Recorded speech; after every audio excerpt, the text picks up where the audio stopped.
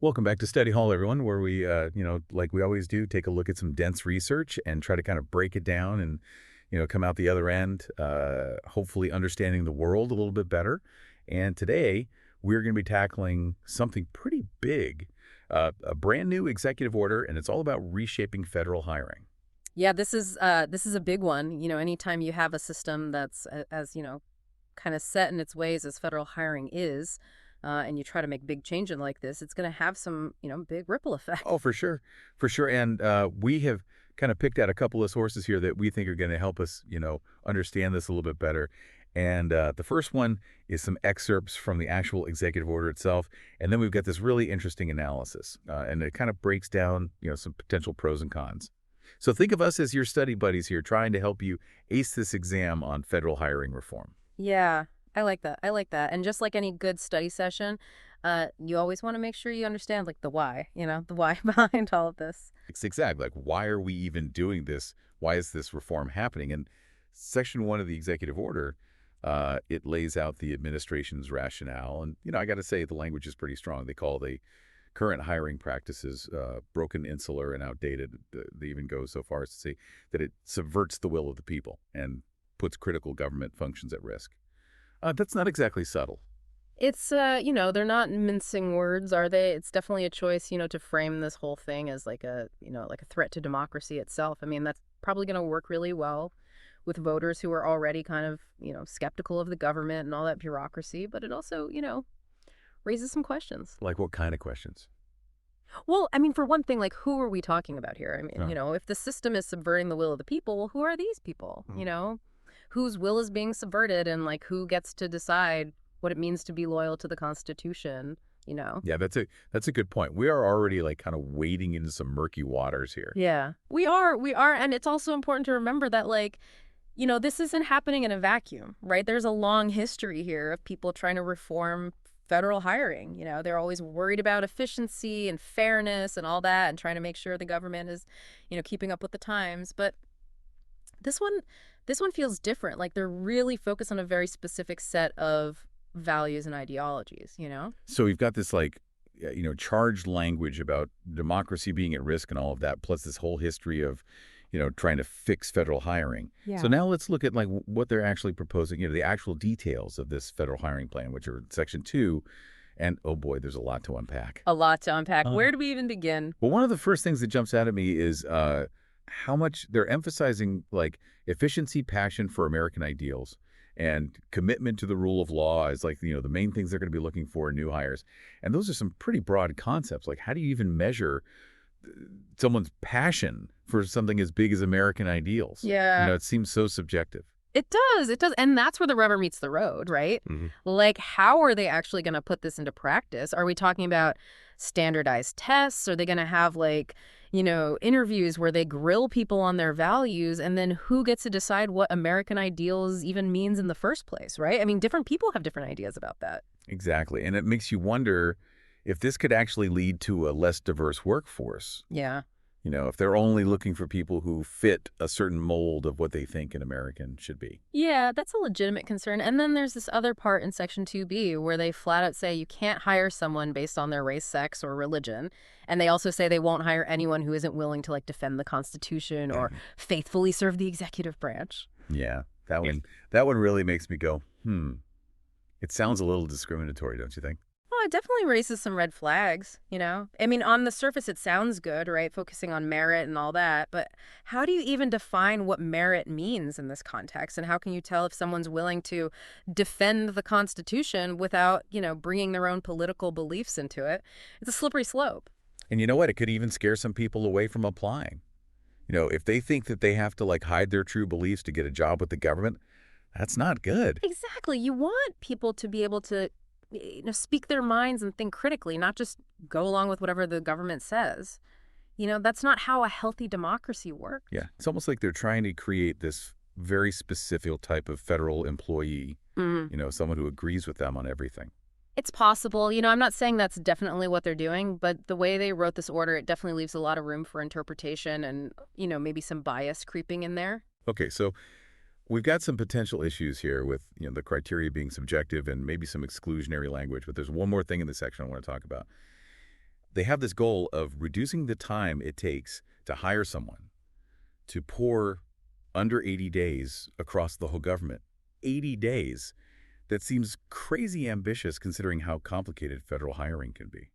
Yeah, that's putting it mildly. They talk about streamlining the process using technology, making sure candidates are kept in the loop and all that. But even if they do all that to get that kind of a reduction in time that quickly, it just seems, well, optimistic. Optimistic is one way to put it. I'm just picturing all these HR people, you know, buried under a mountain of applications and this clock ticking away.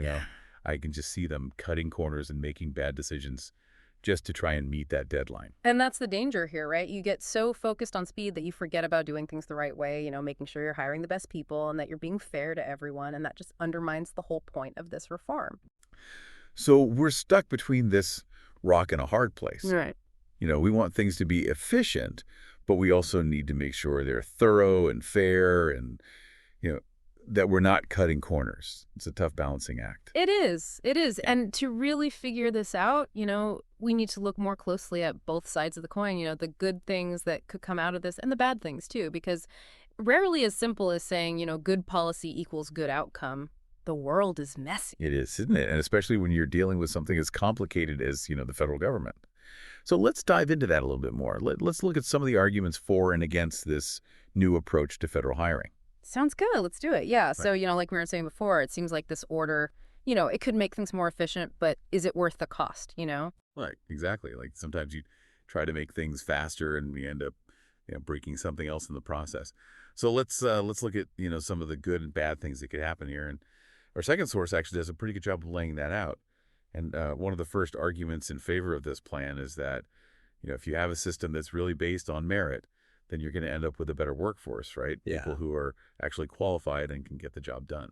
I mean, on paper, yeah, that makes sense, right? I mean, if you're only looking at skills and, experience and all that, then yeah, you should be getting the best people for the job no matter who they are or what they believe. But like we were talking about before, it's not that easy to figure out what merit actually means. Like what one person thinks is important, another person might not even care about.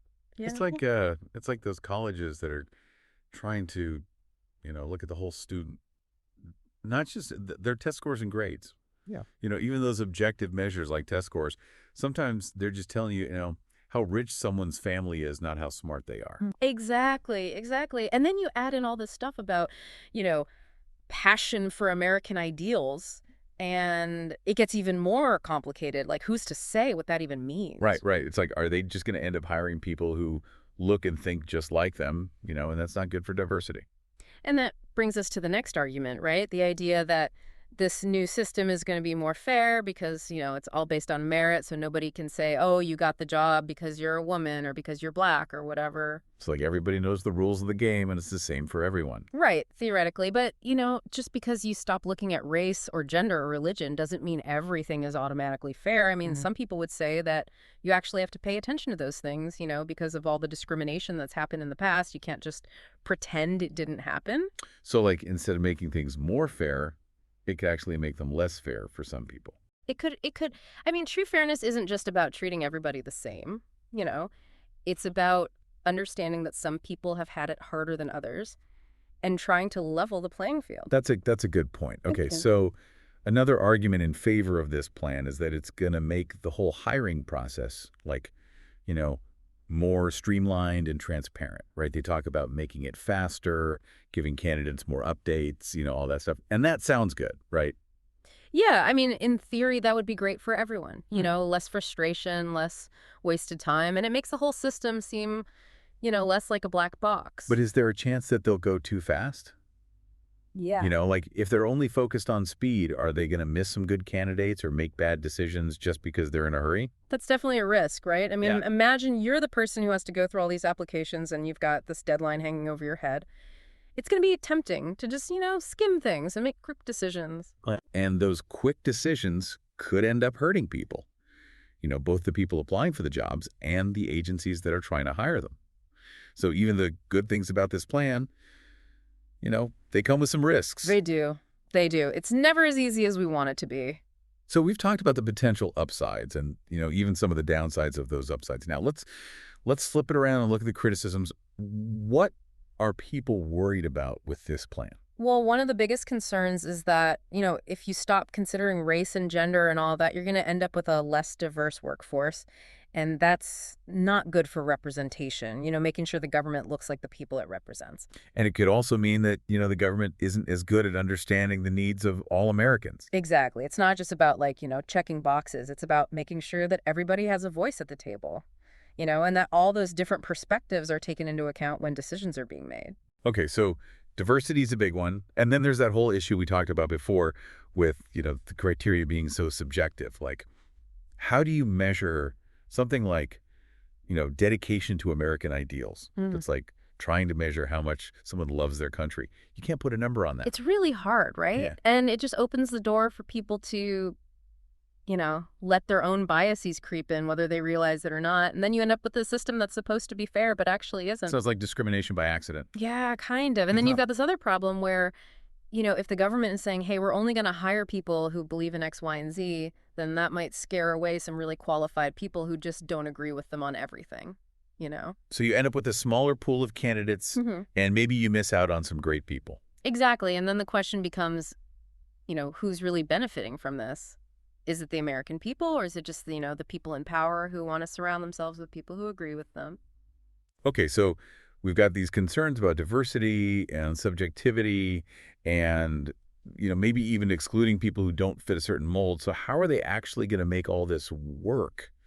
How are they going to put this executive order into practice? Yeah, that's where things get really interesting because, it's one thing to have a good idea on paper, but actually making it happen, that's a whole other story. Right, so let's take a look at Section 3 of the executive order, which is all about accountability and implementation. What does it say? So Section 3A says that the Office of Personnel Management, the OPM, they're going to be in charge of tracking everything, making sure these reforms are actually working and measuring progress and all that. That's a big job. How are they going to measure something like dedication to American ideals? I mean, come Yeah. on. Yeah, that's the million-dollar question, right? And I'm sure a lot of people are asking that, both inside the government and outside the OPM. OPM's going to have to come up with some pretty clear ways to measure these things. They have to define what these big abstract concepts actually mean in practice and how to put a number on them. And that's going to be tough. It sounds like a recipe for a bureaucratic nightmare. It could be. And, the OPM doesn't exactly have a great track record when it comes to making big changes quickly and smoothly. No, they don't. And this one is going to be especially hard, because it's dealing with all these sensitive issues. And, the criteria are so open to interpretation. It's just asking for trouble.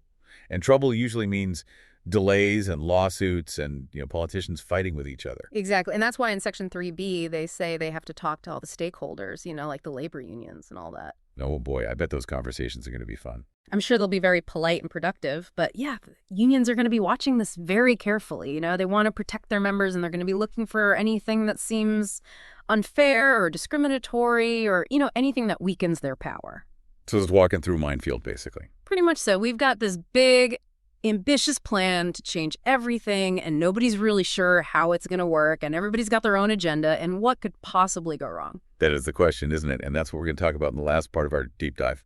All right, so welcome back to Study Hall. We've been, really digging into this whole executive order thing about federal hiring, and we talked about, why they're doing it, what they're actually proposing, and we even looked at some of the good and bad things that could come out of it. But now I kind of want to, look into my crystal ball a little bit and see what the future might hold. Yeah, let's put on our, futurist hats and see what we can come up with. I mean, obviously nobody knows for sure what's going to happen, but we can, make some educated guesses based on what we know. Exactly. So let's start with the best case scenario. Let's say everything goes perfectly. This plan works exactly like they want it to. Mhm. Everybody's happy. What does that look like? Okay, so in this perfect world, the government is running like a well-oiled machine. They're hiring all these super talented people. The whole process is faster and easier. And people actually start to trust the government again because they see that it's actually working. So it's like, everybody wins. Yeah, pretty much. But, there's always the other side of the coin, right? What if this whole thing blows up in their faces, Yeah. What's the worst case scenario here? Well, I mean, we talked about some of the potential problems already, right? Like less diversity, more cronyism, people being afraid to speak their minds because they're worried about losing their jobs. So instead of making the government better, it actually makes it worse. Right. And that's why it's so important to, keep an eye on this whole thing and ask tough questions and make sure that the people in charge are, actually doing what they said they were going to do. So it's not enough to just hope for the best. We have to actually make sure the best happens. Exactly. And that's going to take a lot of work from a lot of different people. It's not just up to the government, it's up to all of us. Okay. So we've got our best case scenario and our worst case scenario. But, like you said before, the truth is probably somewhere in between those two extremes. hmm So what are some of the things that are going to decide whether this works or not? Well, one of the biggest things is going to be implementation. Like we talked about, it's not enough to just have a good idea. You have to actually be able to put it into practice. And that means having clear rules and, training people properly and making sure everyone is on the same page. So, good leadership is really important here. hmm Oh, absolutely. And you also need political people have to actually want this to work and be willing to fight for it, because there are going to be people who try to block it. They're going to say it's too expensive or too complicated or whatever. Because change is hard, especially when you're talking about something as big as the federal government.